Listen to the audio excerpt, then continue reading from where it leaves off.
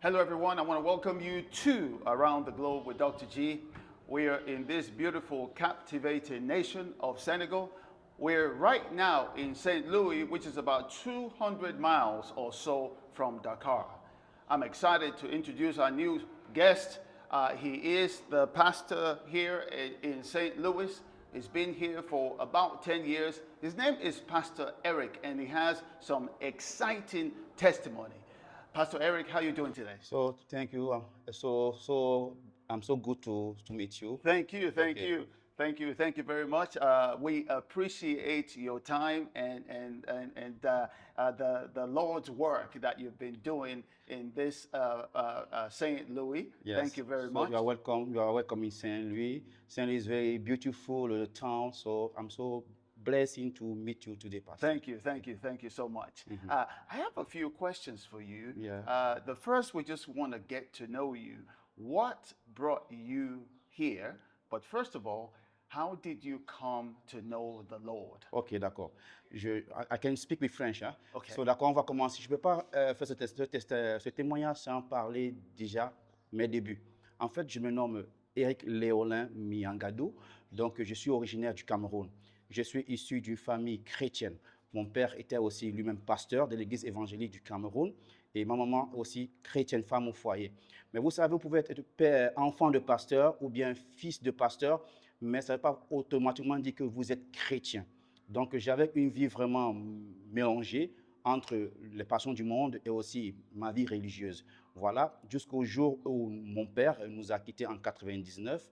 Je me rappelle, ce jour était vraiment un jour difficile dans ma vie de perdre un mentor, quelqu'un que je voulais vraiment rendre fier, que je voulais vraiment rendre heureux, surtout dans les études, parce que c'est à cause de lui que j'allais à l'école. Et en 2004 aussi, je perds ma mère. Donc, mais Dieu a fait quand même, avant de perdre ma maman, j'ai eu un niveau scolaire, j'ai eu un niveau terminal, j'ai eu mon bac. Mais vous savez, pour continuer les études, c'est un problème en Afrique quand vous n'avez pas vos parents biologiques. Voilà. Donc, c'est ça un peu ma vie. Et pourquoi je suis arrivé au Sénégal?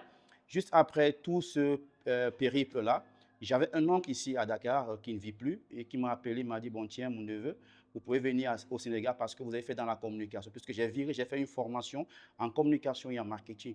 Donc, je suis arrivé au Sénégal parce qu'il m'a dit, vous pouvez le faire ici, vu votre speech, vous pouvez au moins travailler dans les médias. Donc, je suis arrivé au Sénégal, je me rappelle, ça fait déjà 10 ans que je suis là. Voilà, donc je suis arrivé au Sénégal à Dakar, où j'ai déposé mes valises chez mon oncle, et vraiment, la vie n'a pas aussi été facile. Donc, voilà, je ne suis pas venu comme chrétien, puisque je ne fréquentais même plus les églises.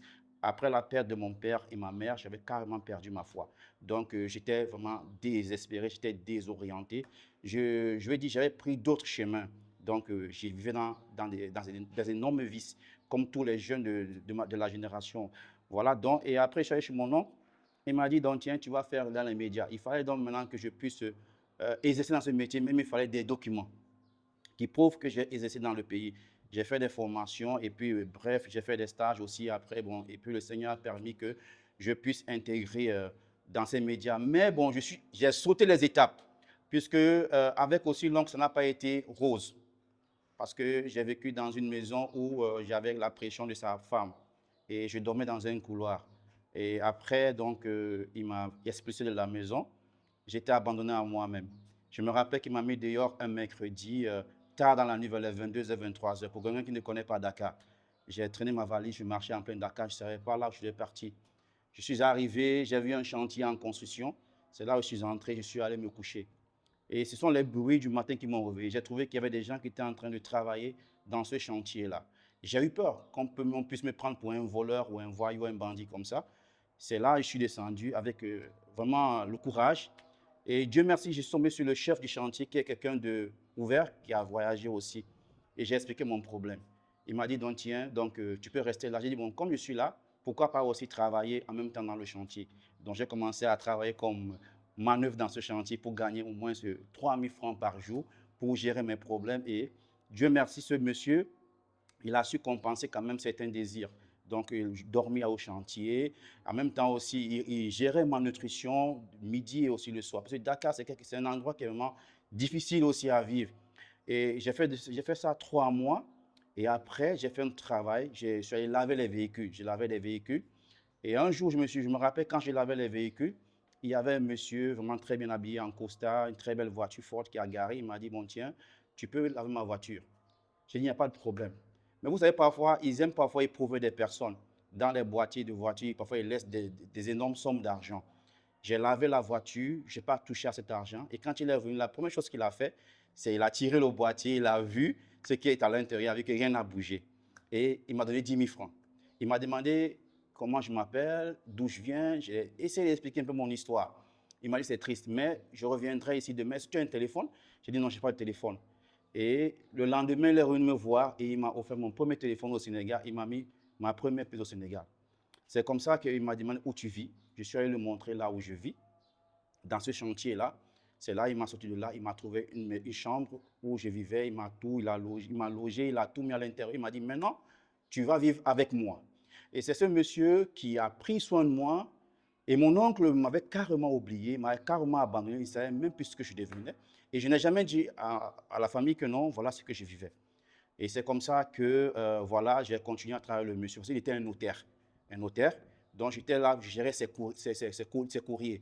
Donc des petits, comment dirais-je, quand il faut envoyer, faire des petites missions, je le faisais pour lui et il me donnait un très bon salaire chaque fin du mois. Il a pris soin de moi, mon stage et tout. Et un beau jour aussi, bon, les bons jours ne durent pas aussi. Voilà. Je me suis dit que c'est une malédiction pour moi parce qu'il a fait un accident de circulation et il est mort sur le champ. Ça m'a beaucoup affecté, beaucoup affecté. Mais grâce à lui, quand même, j'ai pu quand même atteindre mes objectifs quand même. J'ai commencé à connaître un peu ce que c'est que Dakar et aussi à connaître un peu ce que c'est que le milieu, vu aussi les formations que j'ai eu à faire. C'est comme ça que j'entre dans les médias. Et dans les médias, je vous dis, je ne connaissais pas le Seigneur, je n'allais même plus à l'église. Hein. Ma vie, c'était entre le vice, les choses de ce monde, l'alcool, la drogue, les femmes.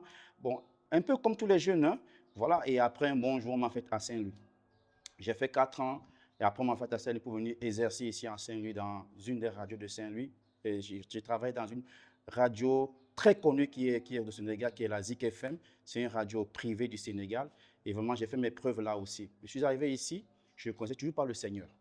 Voilà. Un bon jour, quand je sortais pour aller m'acheter un petit café dehors, il y a une femme qui m'a approché, une jeune femme qui m'a approché. Elle m'a dit, mon frère, j'aimerais te parler de quelqu'un. J'ai dit, mais tu veux me parler de qui? Elle me dit, non, j'aimerais te parler de Jésus. J'ai dit, à toi, quitte là-bas. Tu me parles de Jésus, j'ai des problèmes, tu me parles de Jésus. Qui est Jésus?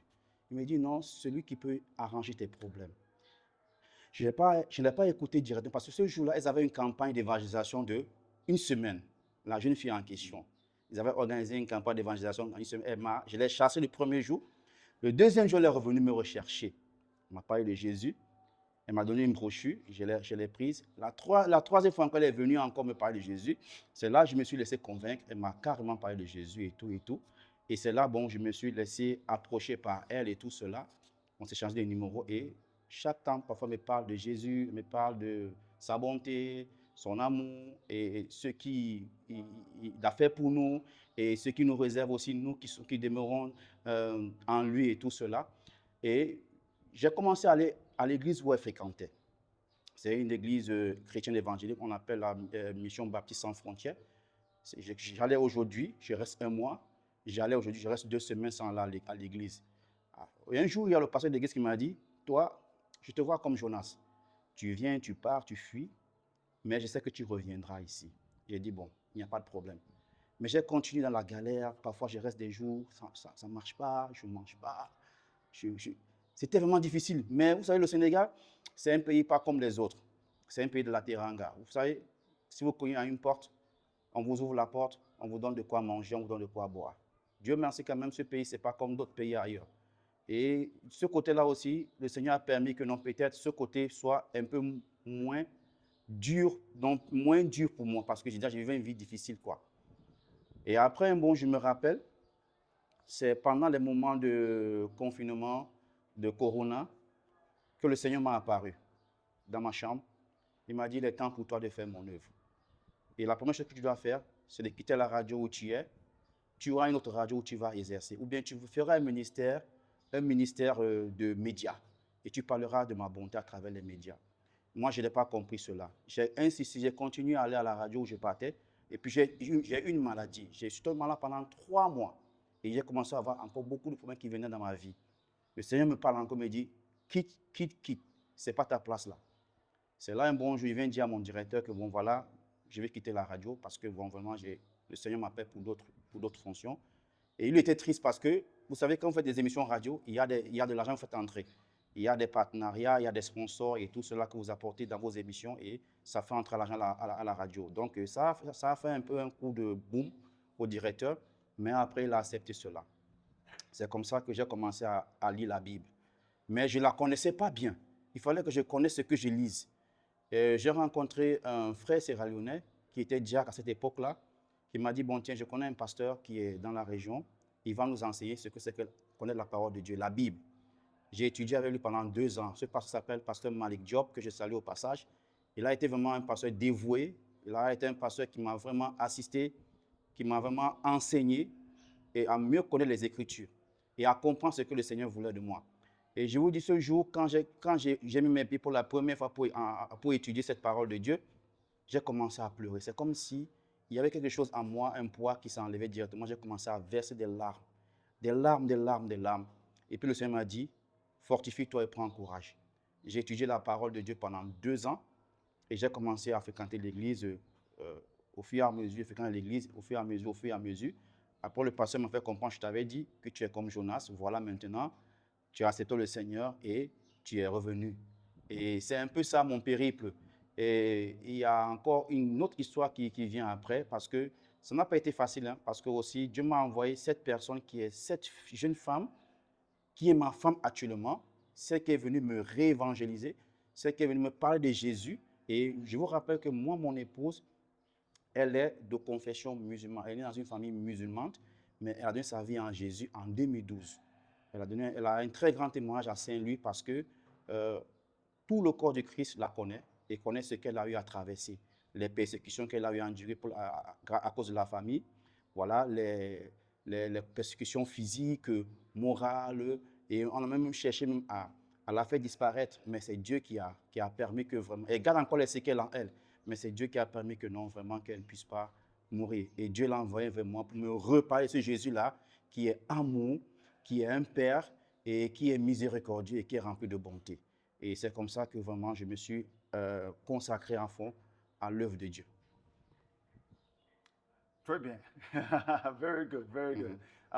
I take it that you've gone ahead and explained what happened when you got here, how you evangelized, how it was you and your wife, many years of prayer. I believe it was maybe 3 years of standing out under a tree, and little by little, the ministry began to grow. One question: what were the particular challenges that you found as a pastor in a predominantly Muslim nation? What were the challenges that you found? Donc, déjà, merci pour la question. Je voudrais vous dire que le Sénégal n'est pas un pays comme les autres parce qu'il peut avoir une persécution, mais elle n'est pas totalement physique. Ce n'est pas comme d'autres pays où la persécution peut être physique. Parfois, on vous cause beaucoup de problèmes. Ici, il y a une libéralité. Vous allez voir, il y a une particularité du Sénégal, et c'est seulement j'ai vu ça. Vous allez voir dans une famille, il y a des musulmans, il y a des chrétiens, mais ils sont d'une même famille. Il y a des villages, vous allez voir, le même village, il y a mon oncle est musulman, moi, mon cousin, mon oncle est chrétien. Et c'est une même famille. C'est au Sénégal seulement que tu peux trouver cela. Et déjà, c'est un avantage. Déjà, les chrétiens ici, nous sommes 5%. Déjà, nous sommes minimes, comme ils le disent tout le temps, parce que bon, c'est laïque, mais c'est la forte majorité, elle est de l'autre côté, dont les voisins. Donc, je préfère utiliser ce terme, les voisins.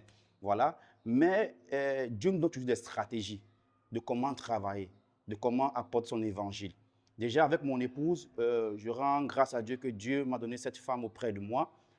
Une femme qui aime le Seigneur, une femme qui œuvre pour le Seigneur, une femme qui est prête pour le Seigneur. Voilà. Et nous, on a décidé de faire ce qu'on appelle le ministère des enfants. Avant d'abord le ministère des enfants, on a d'abord exercé beaucoup d'évangélisation. Et aussi pour évangéliser ici, il y a des stratégies. Voilà, parce que vous savez déjà, comme on est minime et on n'a pas vraiment cette, je veux dire, pour eux, on n'est pas majoritaire, on n'a pas la force. Mais nous savons qu'on a plus de force en Jésus-Christ et nous sommes au-dessus d'eux. Voilà, Dieu nous donne des stratégies, on a nos traités, on fait des porte-à-porte, on parle de Jésus-Christ, Dieu nous donne la façon de procéder et parfois ça apporte des fruits. Parfois aussi, il y a des persécutions, ça peut être moral. Parfois, tu peux venir chez quelqu'un, il te verse de l'eau, il te fait n'importe quoi, il t'insulte, il dit n'importe quoi, mais Christ aussi l'a accepté. Christ a accepté tout cela à cause de nous. Donc, il a dit dans sa parole que si moi-même, le Maître, j'ai subi cela, à plus forte raison, vous qui êtes mes serviteurs. Donc, voilà, nous, on ne se plaint pas. Mais Dieu merci, la persécution au Sénégal, ce n'est pas comme ailleurs. Elle est un peu, je vais dire, elle est un peu moins forte. Mais ça se passe, ça se passe. Mais nous, on rend grâce à Dieu quand même que le ministère de Dieu, depuis 3 ans, ça n'a pas été facile parce que quand je me rappelle qu'on a commencé d'un rien du tout. Parce que mon épouse, on sortait, on allait dans les marchés, on avait des traités, on parlait de la parole de Dieu. Et vous savez, dans une région où c'est sa région. Elle est Saint-Louisiane et elle est d'origine musulmane. Ouais, ce n'est pas évident. Si Dieu ne vous donne pas la force de le faire, et vous ne pouvez pas le faire. Vraiment, on a vécu des choses vraiment difficiles. Et déjà même, j'ai sauté des étapes parce que même déjà le mariage, même aussi, parce que c'était aussi un témoignage. Parce que là où j'ai cru vraiment au Seigneur Jésus-Christ, là où j'ai dit, s'il faut que je meure pour Jésus, je mourrai pour lui parce que je ne doute plus. C'est la main de l'Éternel dans ma démarche pour le mariage. Parce que vous allez demander la main d'une fille qui est d'une famille musulmane, ce n'est pas facile parce que déjà, on vous impose certaines choses. On te demande si tu veux la marier. Oui, pourtant, ils savent que non, elle est chrétienne. Non, il faut que tu sois musulman. Bon, Dieu aussi nous donne parfois l'intelligence de faire les choses. Voilà, et il fallait que je témoigne de Jésus là-bas. Et la deuxième fois que je suis parti, parce que j'ai donné un rendez-vous pour donner la dot, et quand je suis parti, c'était une grande cour de famille. Ils sont tous sortis pour pouvoir m'intimider. Mais je sais que je sais le véritable Dieu. Et je ne peux pas reculer devant ces personnes-là. J'ai dit, Seigneur, s'il faut que je meure ici, je mourrai pour toi et je mourrai aussi pour l'amour de ma vie. Voilà, j'ai dit au papa que non, vraiment, je ne connais pas ce que vous servez. Moi, je suis talibé de Jésus, talibé Jésus, comme on dit ici. Ça veut dire, nous sommes des enfants de Jésus. Nous sommes ses enfants et je ne connais que Jésus. Voilà, donc je ne vais pas servir un maître que je ne connais pas. Et c'est dans ça que moi, je connais votre fille. Et c'est ça le témoignage que j'ai fait ce jour-là. Et vraiment, ça n'a pas été facile parce que la fille a été persécutée, mais Dieu a permis qu'on puisse se marier. Et vraiment, ça fait 4 ans maintenant que nous sommes mariés. Eux, ils croyaient que non, ça devait être un échec. Mais ce qu'eux, ils pensent, ce n'est pas ce que Dieu pense. Et Dieu a permis maintenant que non, ce qu'ils pensent maintenant, ils n'ont plus ces pensées. Et il y a maintenant du changement qui est en train de se passer.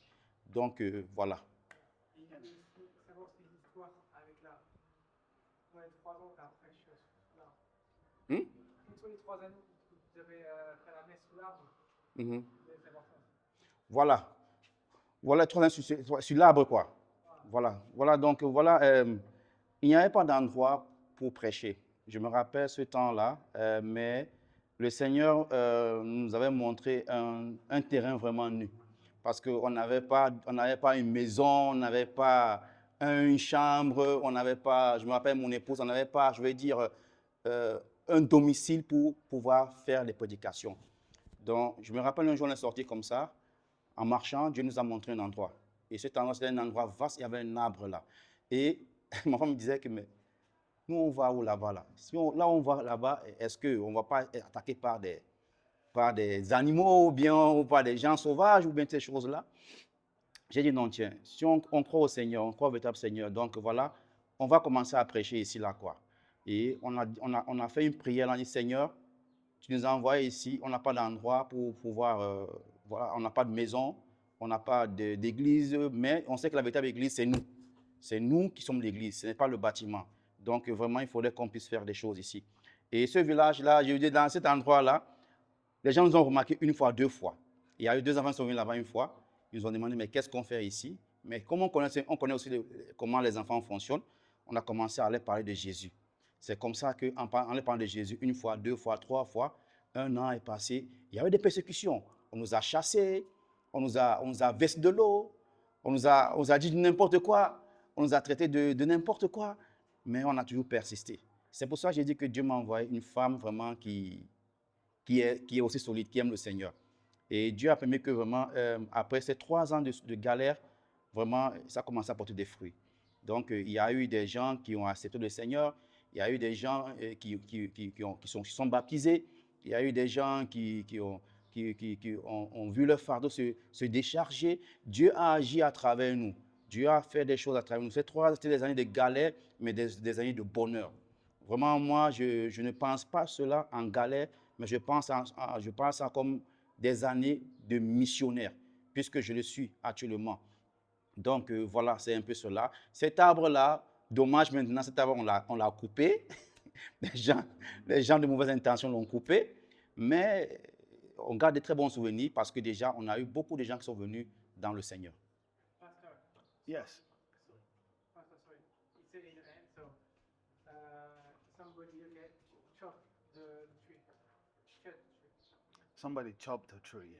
Okay. Wow. Wow. Wow. Yeah. Yeah. That's a. So it was pretty rough for a while. Okay. All right. I get it. You know, there's no ministry that doesn't have challenges. The Lord did say that we will face persecution, but we need to persevere and endure. And we thank God for what He has been doing through you. But I want to ask you this main question, a final question. There are other people, other missionaries in the UK, in the US, in other parts of Africa, that the Lord is calling to go evangelize and minister in predominantly Muslim nations. What would be the one advice that you would give them? What would be the counsel, the advice that you would give them? You've been here. What would be the advice? En fait, c'est une très bonne question parce que déjà, nous, en tant que chrétiens, nous avons choisi là où on veut partir. On aime là où c'est facile, là où il n'y a pas de persécution, là où on fuit les problèmes. Mais la parole de Dieu nous dit, nous, on a la victoire. On a la victoire sur toutes choses. Et aussi, c'est la grande commission. Le Seigneur a dit, allez et faites des nations des disciples. Il n'a pas demandé de choisir un pays quelconque. Moi, le conseil que je vais donner à ses frères, c'est de persévérer. Aujourd'hui, je me rappelle, je causais avec un bien-aimé frère. On a lu un passage dans 1 Corinthiens chapitre 15 au verset 10, là où l'apôtre Paul dit, si je suis ce que je suis actuellement, ce n'est pas la grâce de Dieu. On avait eu un passé, mais maintenant le passé a tourné, nous sommes des nouvelles créatures en Jésus-Christ. Ça veut dire, il faudrait qu'on puisse avoir ce courage parce que quand tu tiens ferme, et le Seigneur dit que ceux qui vont tenir jusqu'à la fin auront la couronne de l'espérance.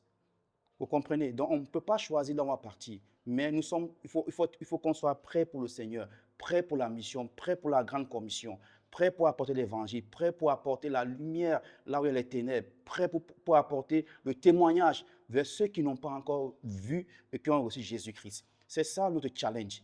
Même si notre vie en dépend, on sait que si on meurt, on ne mourra pas en vain. Parce que le Seigneur nous a promis une vie éternelle. Et c'est dans cela que moi, je suis basé. All right. And finally, I said finally before, a final question.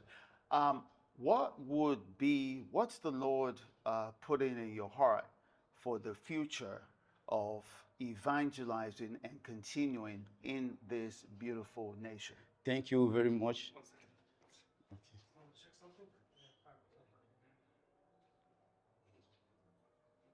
Yeah. Okay, thank you, Pastor, for this beautiful question. En tout cas, comme vous l'avez posé comme question, dans le monde, j'avais ce qu'on appelle les talents. Dieu m'a donné des talents.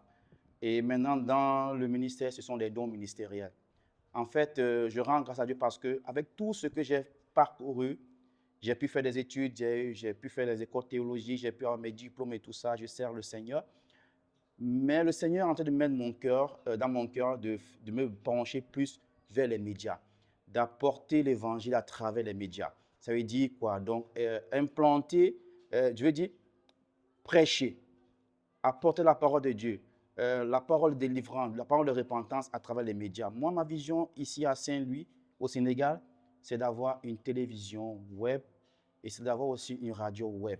Vraiment, d'avoir les matériels nécessaires pour pouvoir atteindre la cime. Donc, ça veut dire aller vers les peuples, d'aller même à travers vers ceux qui n'ont pas le message. Ça veut dire les peuples non atteints. Et je crois que c'est à travers le moyen des médias que c'est possible. Parce que vous savez, l'Internet maintenant, tout le monde maintenant peut se connecter. Donc, c'est ce que Dieu a mis dans mon cœur et de pouvoir vraiment apporter comme pierre à l'édifice pour l'agrandissement de son royaume. Déjà, je vous ai parlé de la radio aussi. Dieu merci, le Seigneur est vivant. Avec le frère Mathieu, nous vivons des choses difficiles chaque jour, mais Dieu est vivant. Vous voyez, on n'avait rien, il n'y avait rien dans cette radio, mais le Seigneur a permis qu'au moins, quand quelqu'un vient dans cette radio, il se sente à l'aise, il sent qu'il est dans une radio. C'est ça vraiment la vie en Jésus, parce qu'il a dit ne vous inquiétez de rien. Et c'est pour cela que vraiment on continue à prier le Seigneur que vraiment la vision qu'il nous a donnée puisse s'accomplir, pour que vraiment que cette nation qu'est le Sénégal puisse connaître qui est le Seigneur Jésus-Christ. Et je sais qu'à travers les médias et à travers le ministère des médias que je voudrais vraiment opter, que le Seigneur portera des fruits. Amen. And final ministration. Thank I'm you. going to pray for you in Jesus' name. Amen. Lord, I thank you for Pastor Eric and his family. I thank you for everything that you've been doing for them. I thank you, Lord, for bringing them far away into this land. I thank you for the vision that you've given them. Thank you for the strength and the perseverance and the endurance. Father, you're the one that sent him here. Lord, continue to strengthen him in the mighty name of Jesus. Everything that him and the family and the ministry needs, Lord, give it to them abundantly in the mighty name of Jesus. Amen. Lord, strengthen them through areas and times of persecution. Lord, let your light shine in the mighty name of Jesus. Amen. Through this missionary and pastor and through the ones that have come to you in this land, Lord, let your light shine. Let it shine so brightly, Lord, that very soon, even this nation shall be taken over by the Lord in the mighty name of Jesus. Amen. Thank you, Lord, for all that you're doing and Thank all you. that you will do. Thank you for your mighty hand of protection on Pastor Eric, his family, and all those that are in this ministry. Thank you, Father. Thank you. In Jesus' mighty name we pray. Amen. Amen. C'est bon, c'est fini? Je peux remercier aussi? Ok. D'accord. Je rends grâce à Dieu pour ces moments. Je bénis l'Éternel parce que c'est le Dieu des circonstances et c'est le Dieu des temps et des moments. Je rends grâce à Dieu que le pasteur Dean a quitté vraiment l'Angleterre ou les États-Unis, il a quitté pour venir me rencontrer ici à Saint-Louis pour ces témoignages. Que le Seigneur bénisse sa vie, bénisse son ministère, bénisse vraiment ses activités aussi. Et j'espère que ce témoignage pourra apporter un impact à tous ceux qui le regarderont et à tous ceux qui comprendront vraiment ce que le Seigneur a fait dans ma vie. Si le Seigneur l'a fait dans ma vie, il peut aussi le faire dans ta vie. Il faut juste croire, ouvrir ton cœur et qu'il puisse vraiment y siéger. Sur ce, je vous dis au revoir et shalom à tous. Que Dieu vous bénisse. Amen. Pastor, God bless you. Thank you. Thank you.